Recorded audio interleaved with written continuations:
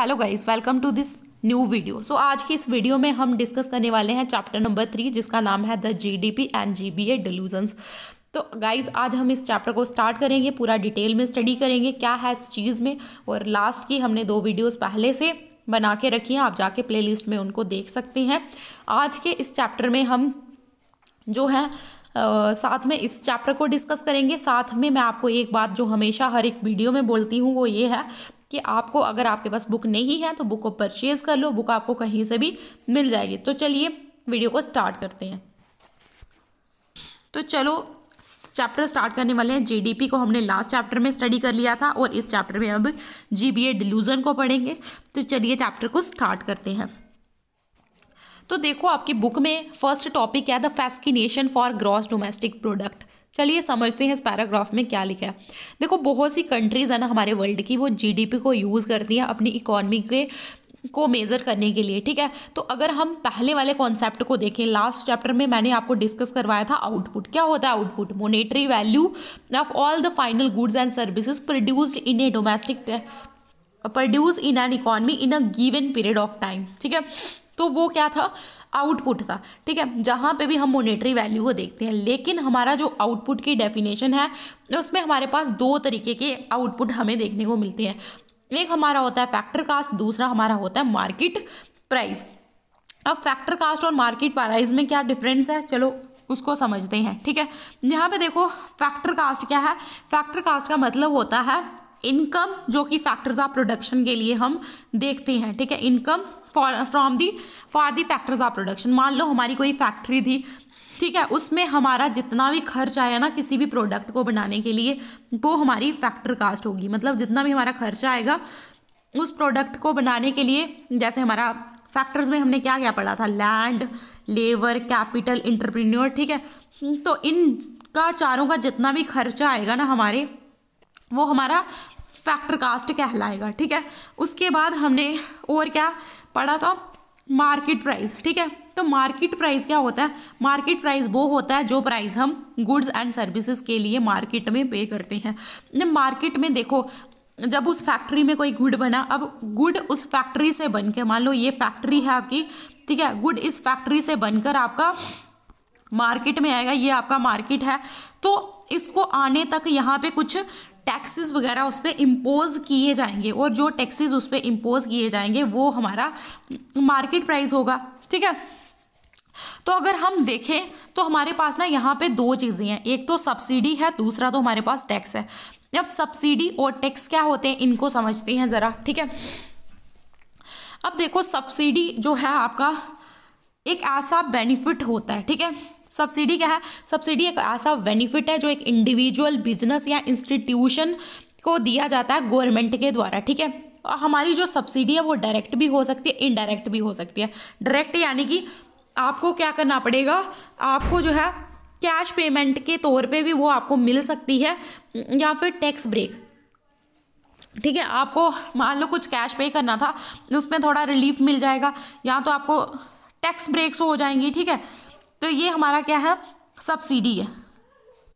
तो basically government का क्या एक पर्पस है सब्सिडी देने का? सब्सिडी देने का मतलब है कि आपसे कुछ बर्डन हटाना, ठीक है। अगर मान लो कोई गवर्नमेंट क्या चाहती है, कोई सोशल गुड या कोई भी इकोनॉमिक पॉलिसी उसको अच्छी लगती है, उसको प्रमोट करना चाहती है, गवर्नमेंट उसी पे सब्सिडी देती है। सेकेंडली गवर्नमेंट क्या करती है, कुछ टैक्स को लगाती है डिफरेंट गुड्स एंड सर्विसेज में। कोई भी चीज़ मार्केट से पहुँचने से पहले उस पर कुछ टैक्स और सर्विसेज कुछ टैक्सेस उन गुड्स एंड सर्विसेज पे लगाए जाते हैं जो कि मार्केट में पहुंचने से पहले होते हैं, ठीक है। और फिर वो ही उसका मार्केट प्राइस डिसाइड करती हैं, ठीक है। अब यहाँ पे एक टर्म हमारी आ रही है टैक्स, ठीक है। तो टैक्स क्या है? टैक्स हमारी एक मैंडेटरी कलेक्शन है जिसको गवर्नमेंट लेती है, ठीक है। ये कौन लेती है? ये गवर्नमेंट के द्वारा लिया जाता है, ठीक है। गवर्नमेंट ये टैक्स कलेक्ट करती है। किससे कलेक्ट करती है? लोगों की इनकम से गवर्नमेंट ये टैक्स लेती है, ठीक है। अब मार्केट प्राइस जो भी गुड का है वो हम क्या करते हैं, उसमें हमारे जो भी मार्केट प्राइस, यानी कि कोई भी गुड आप मार्केट पे लेने जा रहे हो, पार्ले जी बिस्किट लेने जा रहे हो, कुछ भी लेने जा रहे हो, उसमें क्या होगा? उसमें टैक्स लगा होगा, ठीक है। उसमें टैक्सेस होंगे, सब्सिडीज होंगे। तो अगर हम मैथमेटिकली अगर एक फार्मूला समझें तो यहाँ पे फार्मूला क्या है, वो हमारा फार्मूला हमारा बनेगा मार्केट प्राइस जो हमारा है, ठीक है, जो हमारा मार्केट प्राइस है उसमें हमारा factor cost plus indirect taxes minus subsidy आएगा, ठीक है। अब यहाँ पे आप समझो इस फार्मूले को। अब देखो, जब भी हमारा मार्केट प्राइस कैसे बनता है, हमारा मार्केट प्राइस, देखो कोई एक फैक्ट्री थी, ठीक है, फैक्ट्री से वो प्रोडक्ट बना, फैक्ट्री से जैसे ही वो प्रोडक्ट बाहर आया उस पर जो हमारी गवर्नमेंट है उसने कुछ टैक्स लगा दिया या कुछ सब्सिडी दे दी, ठीक है। अब गवर्नमेंट ने कुछ टैक्स लगाया, फिर वो जो प्रोडक्ट है वो पूछा हमारे मार्केट में, ठीक है। तो अब मार्केट प्राइस में हमारे पास क्या क्या है, एक तो हमारे ये फैक्टर, ठीक है, इसको हम क्या करेंगे, ये जो हमारा फैक्टर कास्ट है इसको प्लस करेंगे, ठीक है, इसको प्लस करेंगे, प्लस जो गवर्नमेंट ने टैक्सेस और सब्सिडीज लगाई हैं, ठीक है, वो प्लस करेंगे। एंड अब देखो, मान लो गवर्नमेंट ने यहाँ पे क्या लगाया था, गवर्नमेंट ने यहाँ पे लगाया था टैक्स, ठीक है, गवर्नमेंट ने यहाँ पे कुछ टैक्स लगाया था, ठीक है, और गवर्नमेंट ने हमें बदले में कुछ सब्सिडी भी दी थी, ठीक है, सब्सिडी भी दी थी, और उससे ही हमारा क्या बनेगा, मार्केट प्राइस, ठीक है।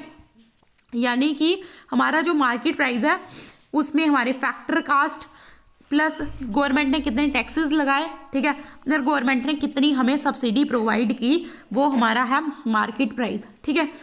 तो आई होप आपको समझ में आ गया फार्मूला कि मार्केट प्राइस कैसे बना है, कि हमारा जो फैक्टर कास्ट है उसमें इनडायरेक्ट, और एक चीज़ आपको और ध्यान में रखनी है वो है सब्सिडी। सब्सिडी हमेशा जो हमारा टैक्स गवर्नमेंट हम पे लगाएगी ना, मान लो गवर्नमेंट ने 5 रुपये टैक्स लगाया था, ठीक है, तो सब्सिडी कभी भी गवर्नमेंट हमें पूरी 5 रुपये नहीं देगी। अगर सब्सिडी देगी गवर्नमेंट हमें 2 रुपये सब्सिडी देगी, ठीक है।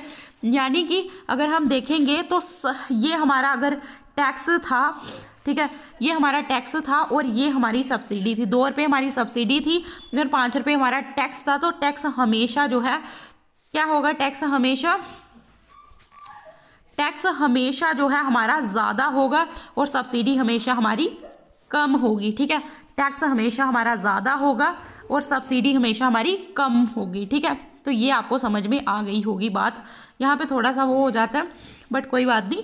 तो आज सब आपको समझ में आया, सब्सिडी हमेशा हमारी कम होगी और टैक्स हमेशा हमारा ज़्यादा होगा, इसका यही पर्पज़ है। आई होप आपको क्लियर हो गया। तो चलो नेक्स्ट चीज़ को समझते हैं। अब यहाँ पे क्या था ना, अब हमारे पास एक और क्वेश्चन आता है कि अगर हमें इंक्लूड करना है कि आउटपुट हम कौन सा लें, आउटपुट हम मार्केट प्राइस वाला लें या फैक्टर कास्ट वाला आउटपुट लें, कौन सा आउटपुट लें, हमारे पास हमेशा क्वेश्चन आता होगा। आपने भी अभी तक सोचा होगा कि हम आउटपुट कौन सा लेते हैं, फैक्टर कास्ट वाला या मार्केट प्राइस वाला, ठीक है। तो अगर आपको इस क्वेश्चन का आंसर मिल चुका है तो कमेंट में लिख के बताइए, नहीं तो आगे देखते हैं किसका आउटपुट हम लेते हैं, ठीक है।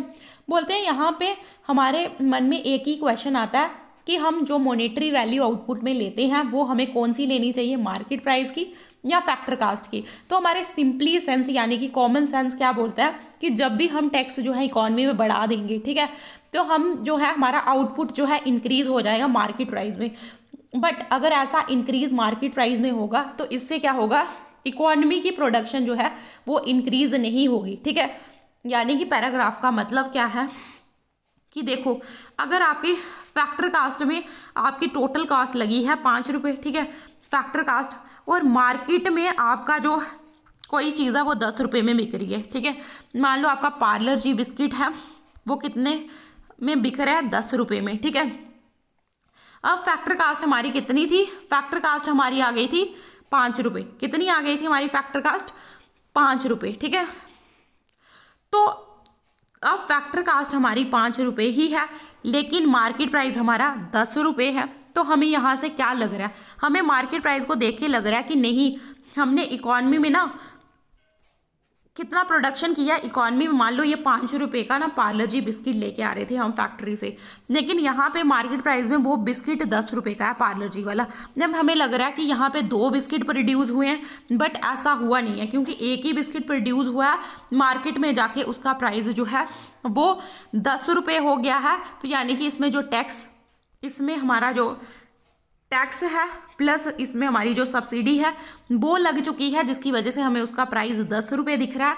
ऐसा है नहीं है, इकॉनमी में कोई भी ज़्यादा प्रोडक्शन नहीं हुआ है। इकॉनमी में प्रोडक्शन सिर्फ 5 रुपये का ही हुआ था। इकॉनमी में जो प्रोडक्शन था वो 5 रुपये का ही हुआ था, लेकिन जो मार्केट प्राइस है वो हमें ज़्यादा दिख रहा है। तो इसका मतलब क्या होगा? इसका मतलब हमेशा यही होगा कि हम हमेशा फैक्टर कास्ट को ही अपना आउटपुट चुनेंगे, क्योंकि अगर हम मार्केट प्राइस को देखेंगे तो उसमें टैक्सेस लगा के वो मार्केट प्राइस ज़्यादा होगा तो हमें लगेगा ज़्यादा ग्रोथ हुई है इकॉनमी में, बट ऐसा तो हुआ ही नहीं है। ठीक है, आई होप आपको क्लियर हो गया है। तो चलो आगे हम समझते हैं कि जब भी हम आउटपुट को मार्केट प्राइस या फैक्टर कास्ट में देखते हैं इकॉनमी में, तो हमें हमेशा आउटपुट को फैक्टर कास्ट में ही देखना चाहिए ग्रोथ को कैप्चर करने के लिए। ठीक है, जब भी आउटपुट को हम फैक्टर कास्ट की तरह देखेंगे तो इससे हमें पता चल जाएगा कि हमारी जो इकॉनमी में है उसमें कितना ज़्यादा गुड्स एंड सर्विसेज का प्रोडक्शन हुआ है। ठीक है, अब यहाँ पे देखो, यहाँ पे आपकी एक और टर्म हमारे सामने आ रही है। ठीक है, इस टर्म से पहले आपको यहाँ पे एक और चीज़ को समझना है। इन्होंने एक क्वेश्चन किया यहाँ पे कि जो हमारा फैक्टर कास्ट है और मार्केट प्राइस है वो कभी सेम हो सकता है। तो इन्होंने आंसर दिया हाँ वो सेम हो सकता है, बट यूटोपियन सिनेरियो।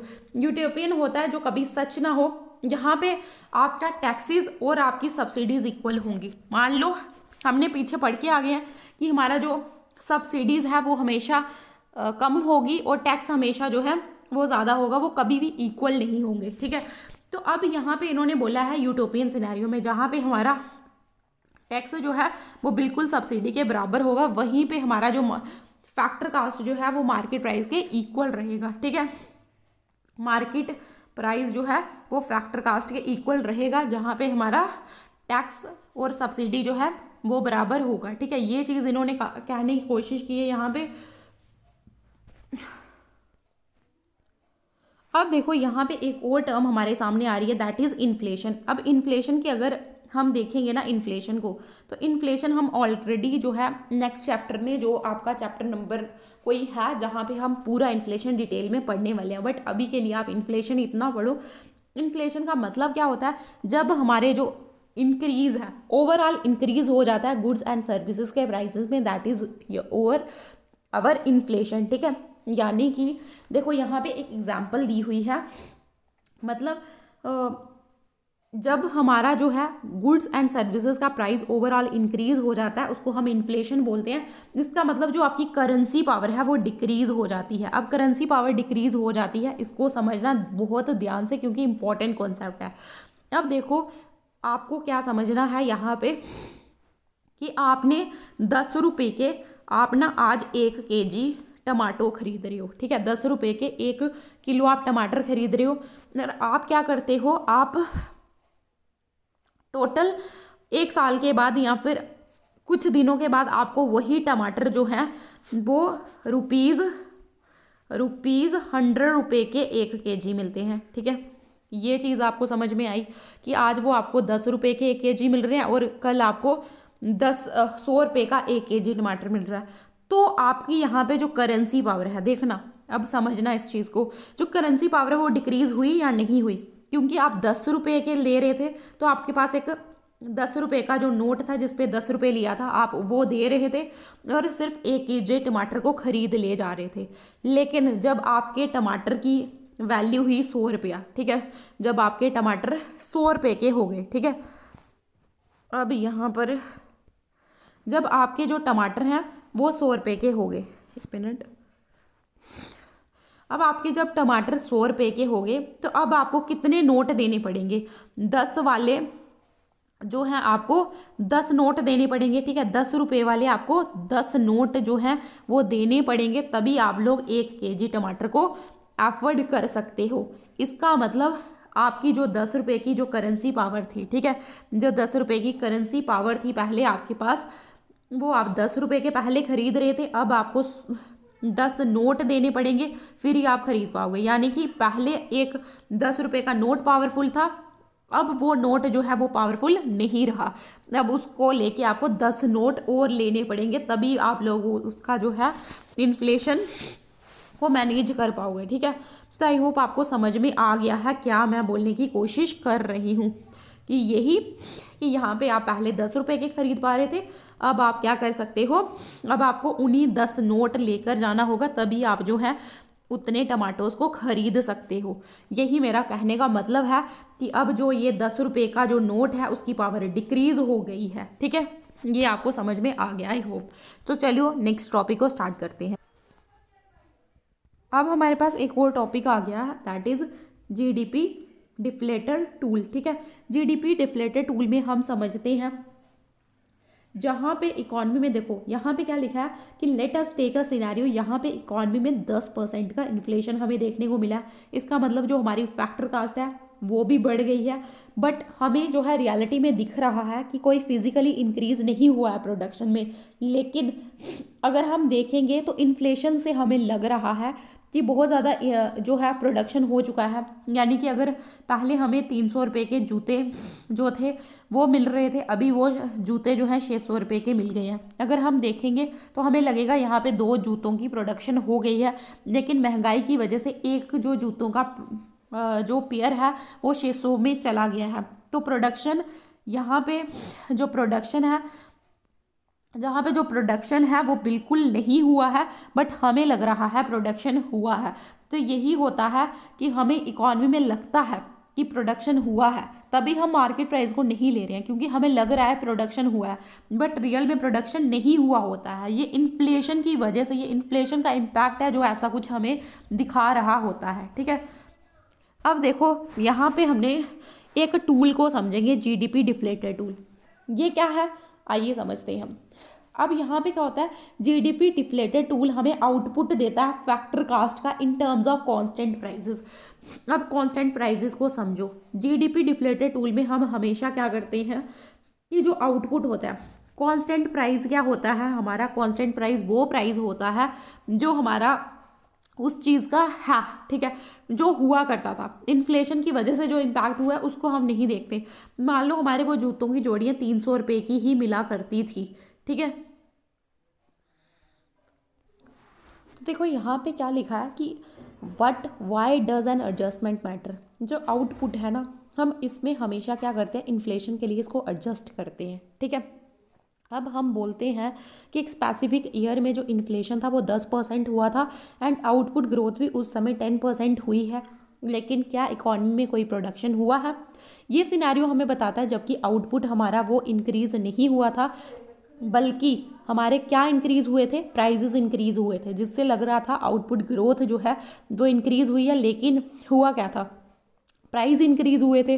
तो जब हम बिना इन्फ्लेशन को एडजस्ट करें जो है उस जो आउटपुट है उसकी इंक्रीज में या कोई भी बदलाव या फिर थोड़ा सा बदलाव आता है। ठीक है, या फिर ये जो है हम बोल सकते हैं कि ये मिसलीडिंग है, यानी कि समझो इस चीज़ को।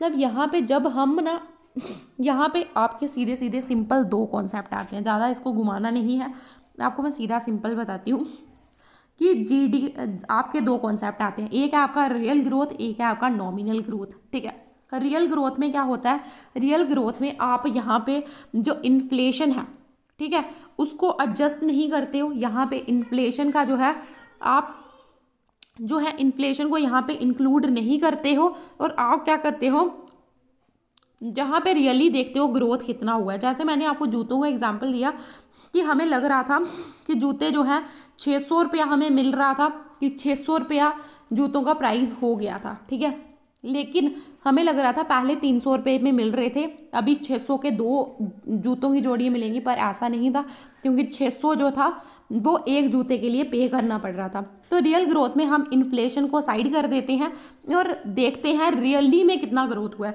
तो रियली में हमारा 1 पेयर ही जूतों का बन रहा था। ठीक है, तो रियल ग्रोथ हमारी सिर्फ 1 पेयर थी। तो रियल ग्रोथ में हम हमेशा क्या करते हैं, हम इग्नोर करते हैं। ठीक है, क्या इग्नोर करते हैं, इग्नोर इन्फ्लेशन। ठीक है, यहाँ पे इन्फ्लेशन को इग्नोर करते हैं और हम देखते हैं एक्चुअल ग्रोथ कितना हो रहा है।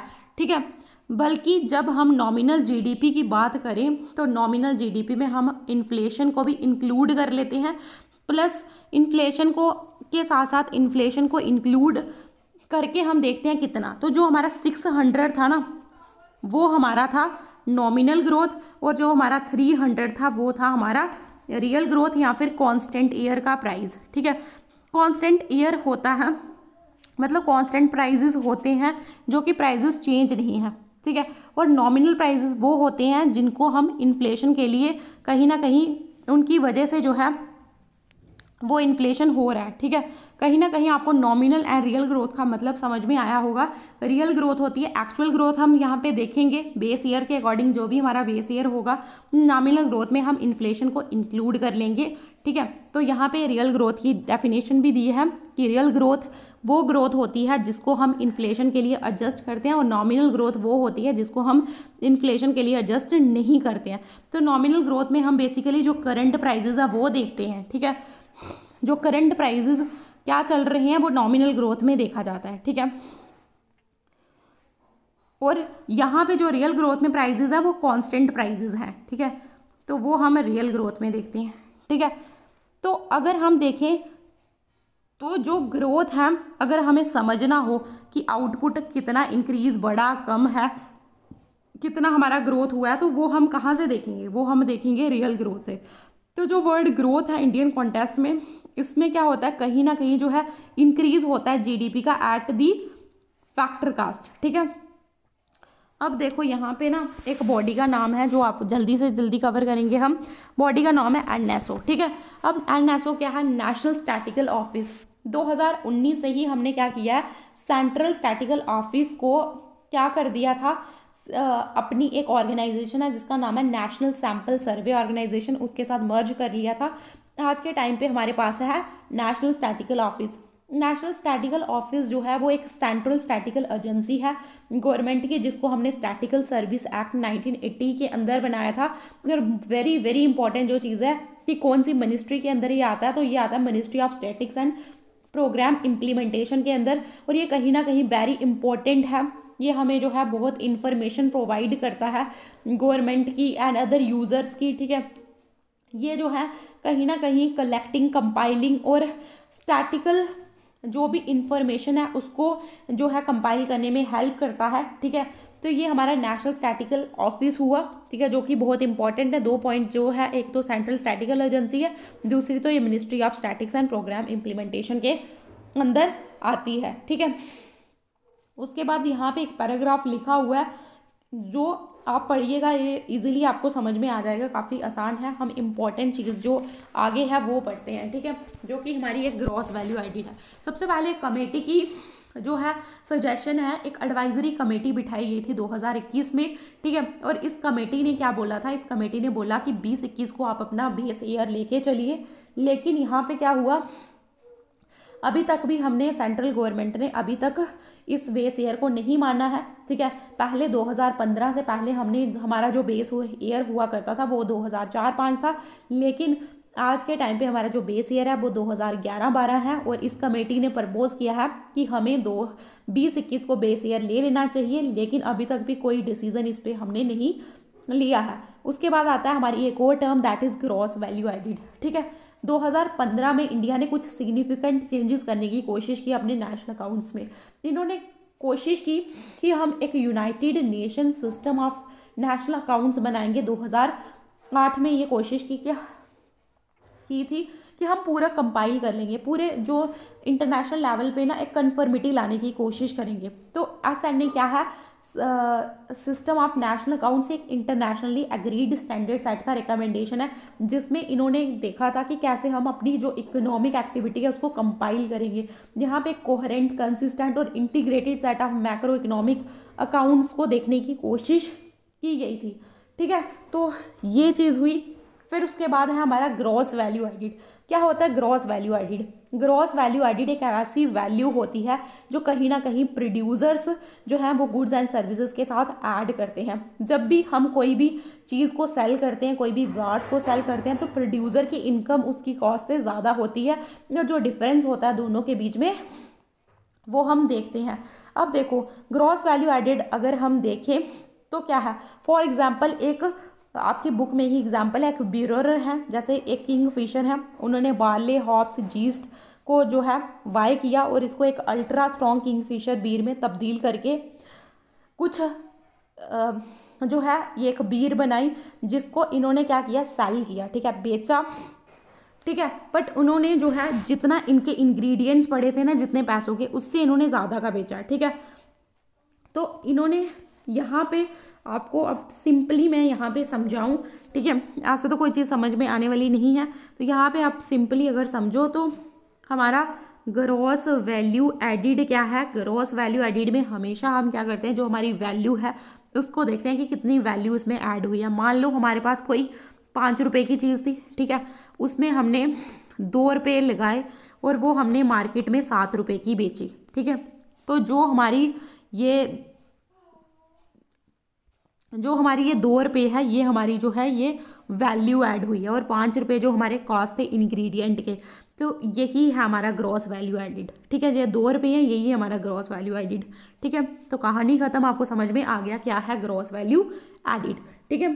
तो यहाँ पे एक सिंपल सी डेफिनेशन भी लिखी हुई है इन सिंपल लैंग्वेज, जो GBA है, यहाँ पे जो भी रुपी वैल्यू है for the number of goods and services जो भी इकॉनमी में प्रोड्यूस हुए हैं, उससे कॉस्ट को डिडक्ट कर देना जो आपके इंग्रेडिएंट्स की कॉस्ट थी, ठीक है। मान लो आपके जो इंग्रेडिएंट्स है, आपने टोटल प्रोडक्ट 7 रुपये का बेचा, ठीक है, जो आपके इंग्रेडिएंट्स है वो 5 रुपये के आपको सारे पड़े थे, पीछे आपके पास कितने बचे, 2 रुपये, ठीक है। तो मतलब आप डिडक्ट कर लोगे उन पैसों को जो आपको कास्ट पड़ी थी, और डिडक्ट करके आपके पास जो भी आएगा वो आपका ग्रॉस वैल्यू एडिड होगा, ठीक है। तो यही चीज़ आपको मैं समझाने की कोशिश कर रही हूँ कि ग्रॉस वैल्यू एडिड क्या है, ठीक है। अब यहाँ पे ना अगर हम देखें तो ग्रॉस वैल्यू एडिड के फॉर्मूले में हम क्या क्या चीज़ों को समझते हैं। एक तो ग्रॉस वैल्यू एडिड में हम देखते हैं ग्रॉस वैल्यू एडिड में हमारे पास आ जाता है GDP, ठीक है। हम यहाँ पे GDP उसमें प्लस जो भी सब्सिडीज़ हैं वो लगी हुई हैं, और माइनस कर देते हैं जो टैक्सेस, और इससे जो हमारी पीछे वैल्यू बचती है, ठीक है, वो हम देखते हैं, उसको लगाते हैं, ठीक है। मान लो हमारा GDP कितना आया था, हमारा GDP आया था 5 रुपये, ठीक है। हमारे जो पूरा हमने प्रोडक्ट तैयार किया था 5 रुपये में गया था। उसके बाद हमारे जो है सब्सिडी सरकार ने हमें 2 रुपये की दी, टैक्स हमारा पड़ा 3 रुपये, ठीक है। तो 5 और 2 7, 7 में से 3 निकाले, पीछे बचे 4, ठीक है। तो जो 4 रुपये हमारे पास बचे, that is our gross value added, ठीक है। तो इस तरीके से आपको ये ग्रॉस वैल्यू एडिड समझ में आ गया है। अब हमारा जो ग्रॉस वैल्यू एडिड है उसको हम क्वार्टरली और एनुअल एस्टिमेट्स में भी देखते हैं, और ग्रॉस वैल्यू एडिड को बेसिकली हम 8 कैटेगरीज में देखते हैं। कौन कौन सी 8 कैटेगरीज है? Agriculture, forestry and fishing, mining and enquiring, manufacturing, electricity, gas, water supply, construction, trade, hotels, transport etcetera, financial, real estate and professional service. ये कुछ सेक्टर्स हैं यहाँ पे ग्रॉस वैल्यू एडिड को देखा जाता है, ठीक है। अब हमारे सामने क्वेश्चन आता है कि क्या ग्रॉस वैल्यू एडिड इकॉनमी के लिए अच्छा है या GDP अच्छा है? तो बोला जाता है कि ग्रॉस वैल्यू एडिड बहुत अच्छा मेजर है इकॉनमी में, क्योंकि GDP कहीं ना कहीं एक रियल इकॉनमिक सिनेरियो हमें नहीं दे पाता है, ठीक है। जब भी हमारा आउटपुट ज़्यादा बढ़ जाता है तो हमें लगता है, हम ज़्यादा टैक्स कलेक्शन कर देते हैं तो हमें लगता है ज़्यादा मॉनेटरी वैल्यू आ रही है, तो इससे हमें लगता है ज़्यादा ग्रोथ हो रही है। लेकिन ग्रॉस वैल्यू एडिड से हमें पता चल जाता है कि कितनी वैल्यू उस प्रोडक्ट में ऐड हो चुकी है, ठीक है। तो जिससे हमें लगता है कि वो ग्रॉस वैल्यू एडिड है, ये एक बेटर कंपाइलेंस है, एक बेटर कवरेज है रियल आउटपुट सिचुएशन से। तो इसमें हमें लगता है कि ग्रॉस वैल्यू एडिड जो है वो एक अच्छा मेज़र है, जो एक पॉलिसी मेकर्स को भी हेल्प करता है डिसाइड करने में, ठीक है। तो ये अच्छा मेज़र है। जबकि ग्रॉस वैल्यू एडिड एक क्रिटिकल एंड नेसेसरी पैरामीटर है, ये नेशन की इकोनॉमिक परफॉर्मेंस को भी मेज़र करने में हेल्प करता है। कोई भी कंट्री जो अपना कैपिटल एंड इन्वेस्टमेंट को अट्रैक्ट करना चाहती है विदेशों में, उसको इस चीज़ को अपनाना चाहिए अपने नेशनल इनकम अकाउंटिंग में, ठीक है। अब हमें ना कुछ चैलेंजेस भी आ रहे हैं जब भी हम ग्रॉस वैल्यू एडिड को क्या कर रहे हैं, कैलकुलेट कर रहे हैं। चैलेंजेस क्या हैं?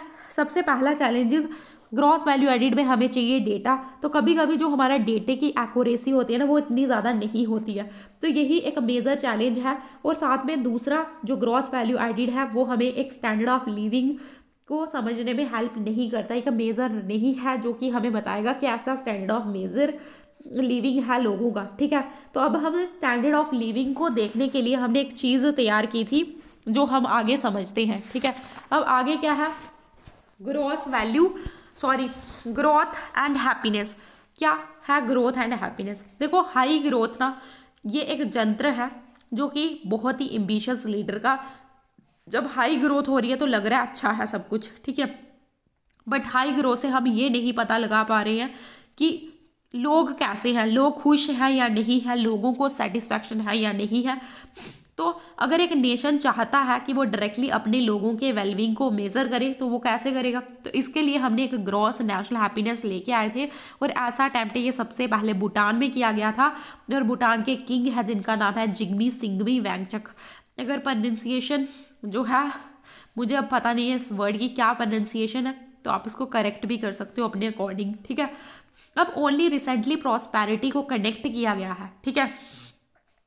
अब यहाँ पे ना हम सीधा मुद्दे की बात करते हैं कि ग्रॉस नेशनल हैप्पीनेस जो है वो क्या है। ग्रॉस नेशनल हैप्पीनेस बेसिकली जो क्वालिटी ऑफ लाइफ है उसको मेज़र करने के लिए लाया है, और जो हमारा ट्रेडिशनल डेवलपमेंटल मेज़र है जैसे कि जीडीपी, जिसके थ्रू पहले हम चीज़ों को समझने की कोशिश करते थे, स्टैंडर्ड ऑफ लिविंग को देखने की कोशिश करते थे, उसको हटा के हमने अभी ग्रॉस नेशनल हैप्पीनेस लाया। ये सबसे पहले कॉन्सेप्ट भूटान में डेवलप हुआ, ठीक है। एंड अगर हम बोलें तो इसमें हम क्या करते हैं, ग्रॉस नेशनल हैप्पीनेस में 4 सेंट्रल कोर वैल्यूज़ हम देखते हैं। कौन कौन सी? एक sustainable development, environmental conservation, cultural values and socially responsible environment, ठीक है। अब ग्रॉस नेशनल हैप्पीनेस जो है इसमें हमारे टोटल 7 इंडिकेटर आते हैं। जब भी जो इस इंडेक्स को क्रिएट किया जाता है टोटल 7 चीज़ों पे फोकस किया जाता है। Economic wellness, political wellness, social wellness, workplace wellness, mental wellness, physical wellness और इन्वायरमेंटल वेलनेस। फिर आगे आती है आपकी ease of doing business report, controversy and junking of report. अब देखो ये एक कंट्रोवर्सी है, सिंपल सी बात है, तो एग्ज़ाम में ये कंट्रोवर्सी इतनी इंपॉर्टेंट नहीं है, बट आपको फिर मैं मोटा मोटा इससे बता देती हूँ। क्या हुआ कि ease of doing business report world bank लेके आता था, जिसमें कुछ इंडिकेटर्स में वो ये रिपोर्ट लेकर आता था कि किस तरीके से कौन सी कंट्री कितना बिजनेस उसका इम्प्रूव हो रहा है। तो जो हमारा इंडिया था ना वो इसमें काफ़ी इम्प्रूवमेंट कर रहा था, लेकिन क्या होता है 2017 में, ठीक है, ऐसा लगता है या फिर ऐसा हुआ है कि चाइना ने कुछ हेर फेर करने की कोशिश की और चाइना की रैंक जो है किसी वजह से जो है 85 से 78 आई है, ठीक है। तो यहाँ पे ऐसा लगता है कि जो रिपोर्ट है उसमें कुछ हेर फेर हुई है, ठीक है। तो तब से इस रिपोर्ट में कुछ इश्यूज आ गए थे, ठीक है। फिर बाकी लोगों ने भी इस रिपोर्ट को क्रिटिसाइज़ किया और आखिर में अभी ये रिपोर्ट नहीं आती है। वर्ल्ड बैंक की जो रिपोर्ट थी, वर्ल्ड बैंक लेके आता था ease of doing business report, सबसे पहले इसको 2000 में लेकर आए थे, लेकिन अब इस रिपोर्ट को नहीं लेकर आते हैं। तो अगर आपको ये वाला समझना है ease of doing business report, आप खुद भी पढ़ के इसको समझ लेंगे। तो चलिए आज के लिए इतना ही, मिलते हैं नेक्स्ट वीडियो में। Till then bye bye.